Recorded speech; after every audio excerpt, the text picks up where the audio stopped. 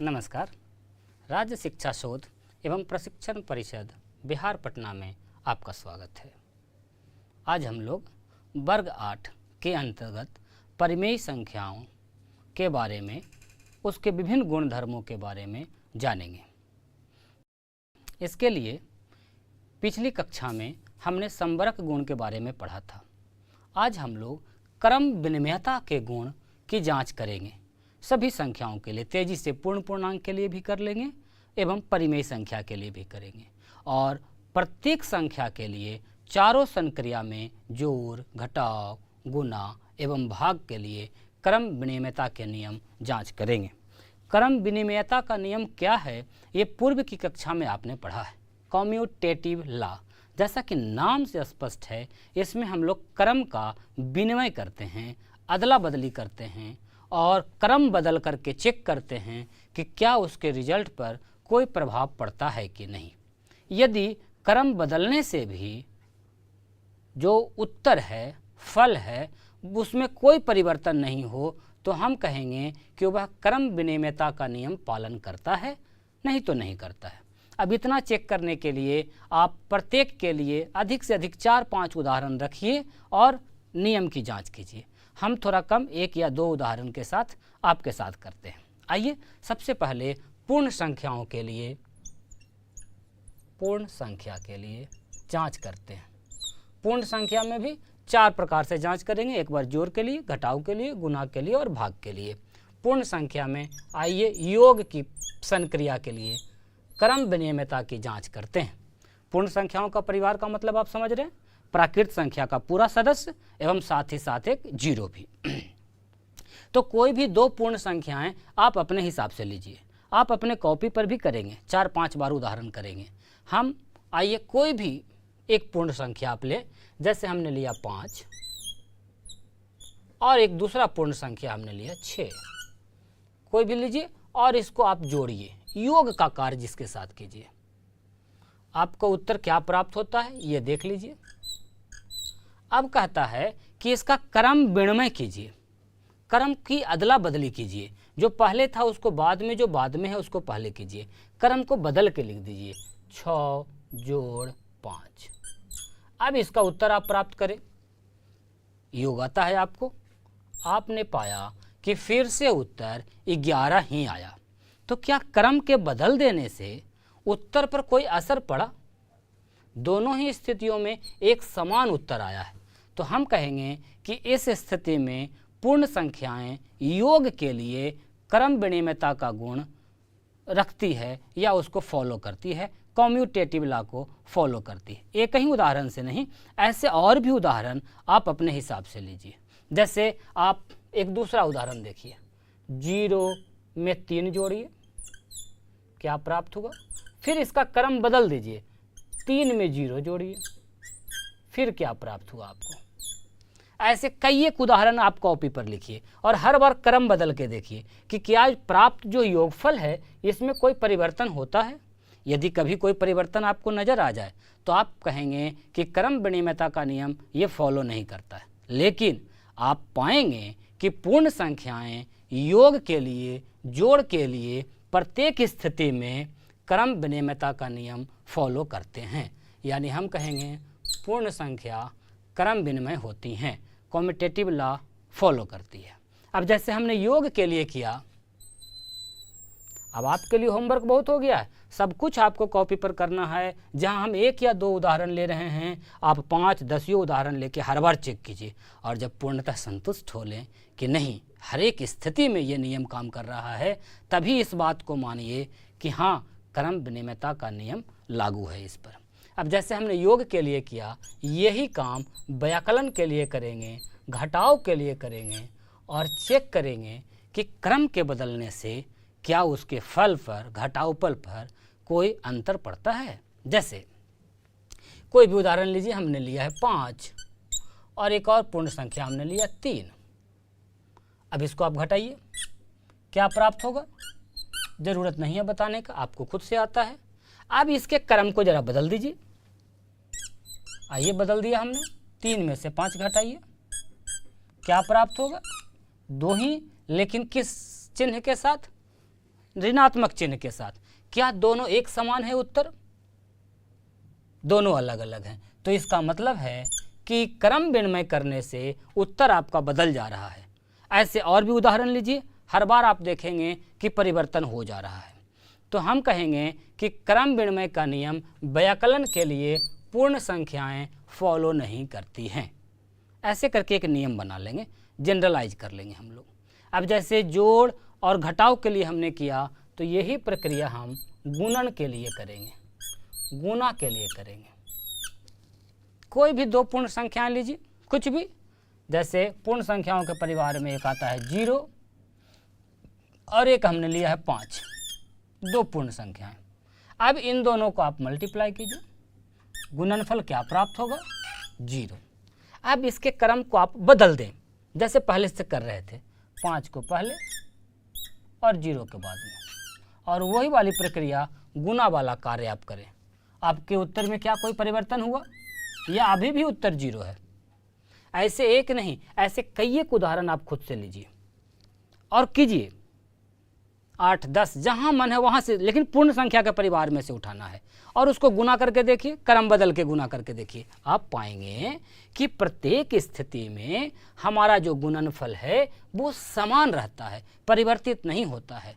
तो हम ये कहेंगे कि पूर्ण संख्याएं योग के साथ तो करते ही हैं, गुणा में भी क्रम विनिमय नियम फॉलो करती है, कम्यूटेटिव लॉ फॉलो करती है। अब जैसे 3 संक्रिया के लिए हम लोग चेक किए हैं, वैसे ही अब तो आप खुद से कर सकते हैं। आपको जोड़ घटाव गुना भाग की संक्रिया आती है, आप भाग के लिए भी इसे चेक कर सकते हैं, डिवीजन के लिए भी चेक कर सकते हैं। जैसे कोई दो पूर्ण संख्या, आइए हम भाग के लिए चेक कर लेते हैं। इस सब का आपको एग्जाम्पल्स बनाने हैं, एक्सरसाइज करने हैं। अधिक से अधिक अपने मन से लीजिए संख्याएं, कहीं किताब से ज़रूरत नहीं है, और करके देखिए। और अभी से यदि आप नियमों को जानेंगे तो इन्हीं नियमों का उपयोग करके आगे की कक्षाओं में बड़े बड़े कैलकुलेशन करने में आपको काफ़ी मदद मिलेगी। आइए भाग के लिए हम देखते हैं। कोई दो पूर्ण संख्या ले लीजिए, एक हमने लिया है 6 और एक हमने लिया है 2। आइए इन दोनों का भाग करते हैं। 6 में जब 2 से भाग लगाएंगे आपको उत्तर प्राप्त होता है 3। अब क्या करना है? क्रम को बदल देना है, जैसे पहले से चेक कर रहे थे। अब 2 में भाग लगाना है 6 से, क्या उत्तर अभी भी 3 है? आप कहेंगे नहीं, अब तो उत्तर 1/3 है। क्या 3 और 1/3 एक समान है संख्याएं? बिल्कुल नहीं, बिल्कुल अलग अलग हैं। इसका मतलब कि क्रम को बदल देने से जो भागफल है उस पर भी अंतर पड़ रहा है, प्रत्येक स्थिति में बराबर नहीं हो रहा है। तो हम कहेंगे कि भाग की संक्रिया के लिए पूर्ण संख्याएं क्रम विनिमयता का गुण पालन नहीं करती हैं। पूर्ण संख्या को हमने चारों ही संक्रिया में देख लिया। अब जैसे पूर्ण संख्या को हमने देखा है, आप पूर्णांक के लिए चेक कीजिए, पूर्णांक के लिए चेक कीजिए, इंटीजर्स के लिए चेक कीजिए। पूर्णांक में क्या हो जाएगा? 0 के साथ साथ अब ऋणात्मक संख्याएं भी आ जाएंगी। तो आइए हम चेक करते हैं। सबसे पहले योग के लिए तेजी से, जोड़ के लिए चेक करते हैं। कैसे चेक करेंगे? जैसे पहले कर रहे थे, कोई भी दो पूर्णांक लेंगे और उसको योग करके देखेंगे, फिर उसके क्रम बदल देंगे, फिर योग करके देखेंगे और देखेंगे क्या योगफल पर कोई अंतर आया। आइए करते हैं। एक संख्या हमने लिया है -5 और एक पूर्णांक हमने लिया है 2। आइए इन दोनों का योग करते हैं। आप ऋणात्मक धनात्मक संख्याओं को जोड़ना सीख गए हैं पूर्व की कक्षा में। इसका क्या उत्तर होगा? योगफल कितना आ जाएगा? -3। अब इसी की क्रम को बदल दें तो हो जाएगा 2 + -5, और अब इसको जोड़ के देखिए कितना होगा। आप पाएंगे कि इसका भी उत्तर हो रहा है -3। यानी क्रम को बदल देने से भी हमारे योगफल पर कोई अंतर नहीं पड़ता है। और ऐसे एक नहीं, आप कई एक उदाहरण करके देखेंगे। हमेशा आप पाएंगे कि किसी भी दो पूर्णांक के लिए योग की संक्रिया में यदि क्रम बदल देते हैं तो कभी भी उसके योगफल पर कोई प्रभाव नहीं पड़ता है। तो हम कहेंगे कि योग के लिए क्रम विनिमय का नियम काम करता है, कॉम्यूटेटिव लॉ फॉलो करता है। कौन सी संख्याएं? पूर्णांक संख्याएं। अब जैसे आपने योग के लिए चेक किया है वैसे ही आप व्याकलन के लिए तेजी से चेक कर लें। व्याकलन जिसे हम लोग घटाव भी कहते हैं, सबट्रैक्शन कहते हैं। आइए चेक करते हैं। कोई भी दो पूर्णांक ले लीजिए, जैसे हमने लिया एक 0 और एक लिया -3।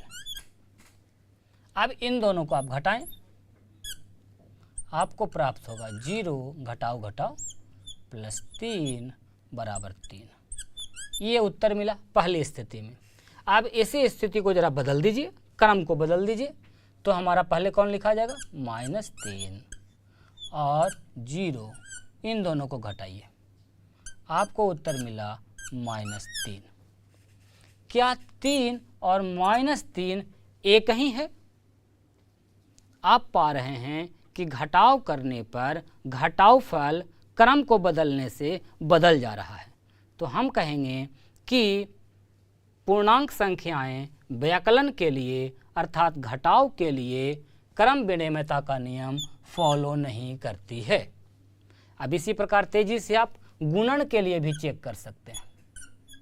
आइए तेजी से करें। गुणन के लिए क्या करना होगा? कोई भी दो पूर्णांक ले लीजिए, -5 हमने लिया है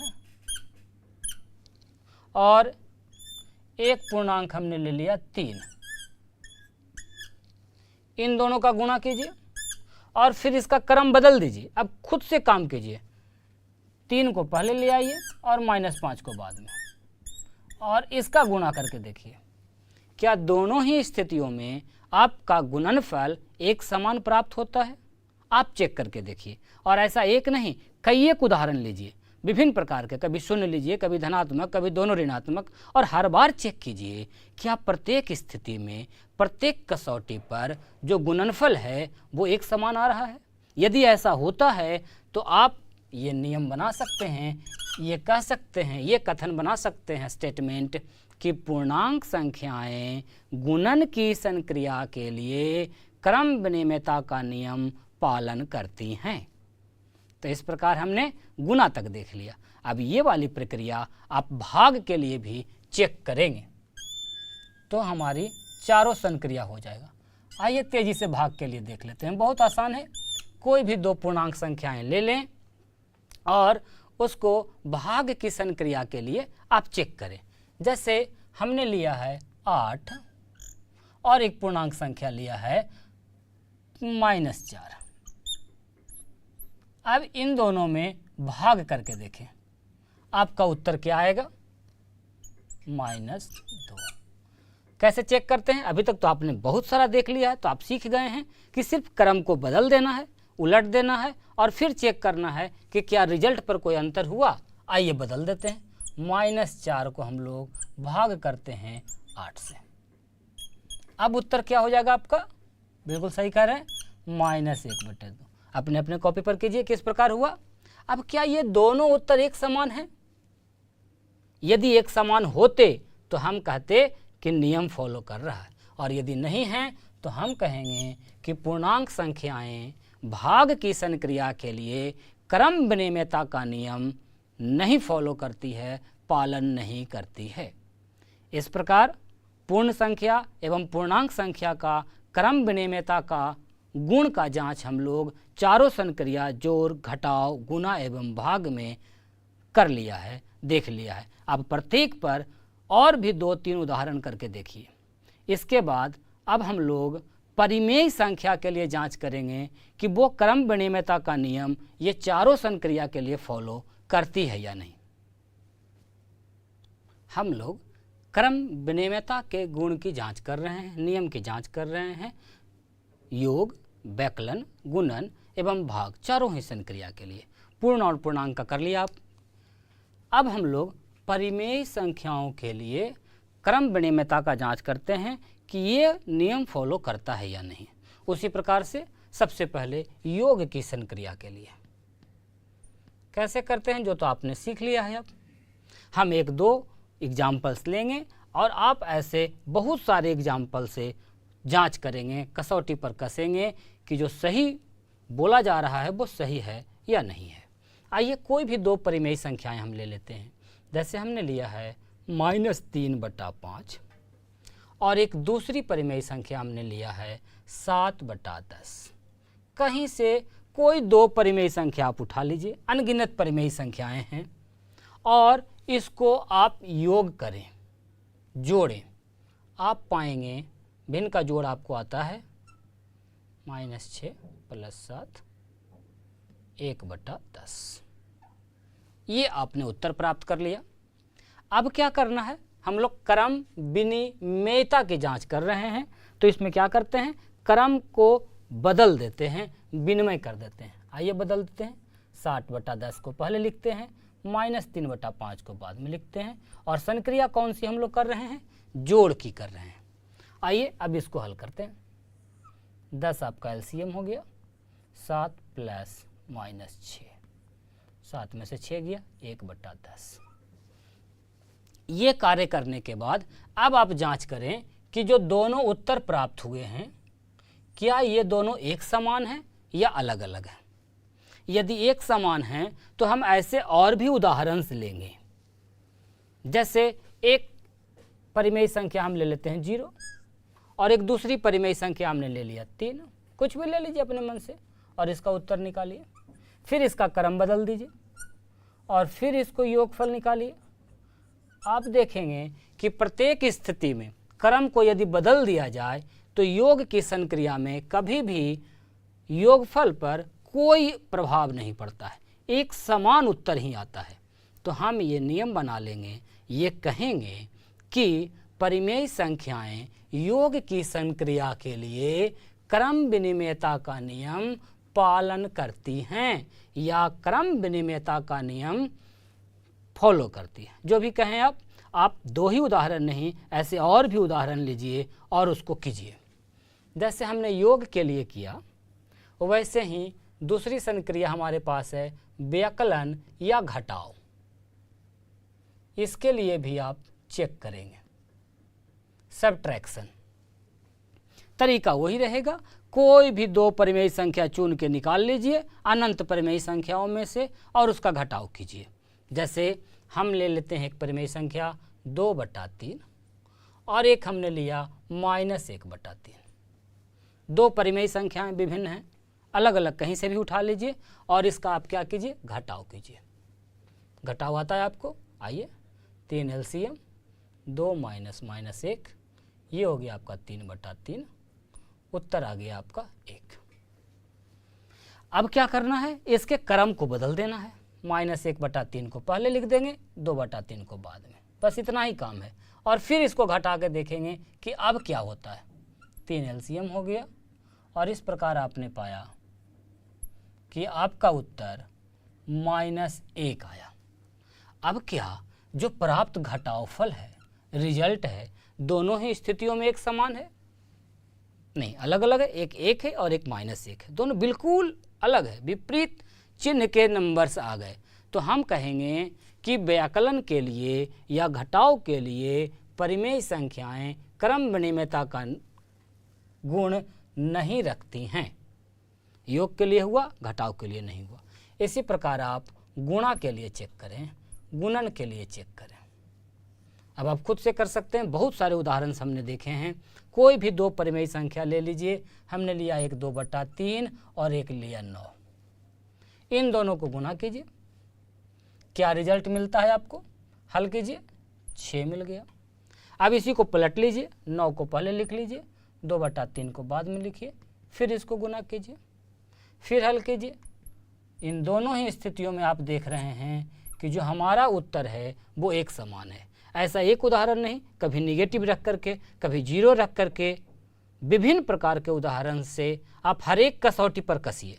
ये आपका काम है कि बने बनाए नियम को, बताए गए स्टेटमेंट को सीधे याद या फॉलो नहीं कर लेना है। गणित में यही तो एक अच्छी बात है कि आप प्रत्येक स्टेटमेंट के लिए उसको कसौटी पर कसते हैं हर बार, और जब आप देखते हैं कि प्रत्येक स्थिति पर यह खरा उतर रहा है, तब जाके हम लोग नियम बनाते हैं कि नहीं, ये सत्य कथन है।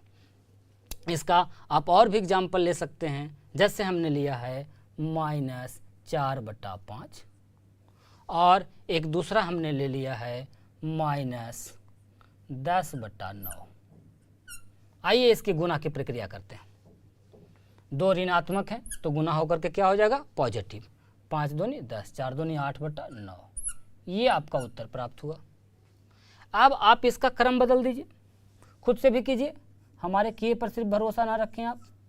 गुना -4/5, माइनस माइनस प्लस, 5 दूनी 10, 4 दूनी 8/9। आपने पाया कि इन दोनों ही स्थितियों में यहाँ भी उत्तर 8/9 था और जब क्रम बदल दिए उसके बाद भी उत्तर 8/9 ही है, कोई परिवर्तन नहीं हो रहा है। तो हम कहेंगे कि परिमेय संख्याएं गुणन की संक्रिया के लिए क्रम विनिमयता का नियम फॉलो करती है या क्रम विनिमयता का गुण रखती है। अब जैसे गुणा के लिए चेक किए हैं वैसे ही परिमेय संख्याओं के भाग की संक्रिया के लिए भी आइए हम क्रम विनिमयता का नियम जांच कर लेते हैं तेजी से। कोई भी 2 परिमेय संख्याएं आप ले लीजिए। जैसे हमने लिया -3/4 एवं 5/8। 2 परिमेय संख्या कोई भी आप उठा लीजिए, कुछ भी, बहुत बड़ा परिवार है इसका, और उसको भाग की क्रिया कीजिए। क्या प्राप्त होता है?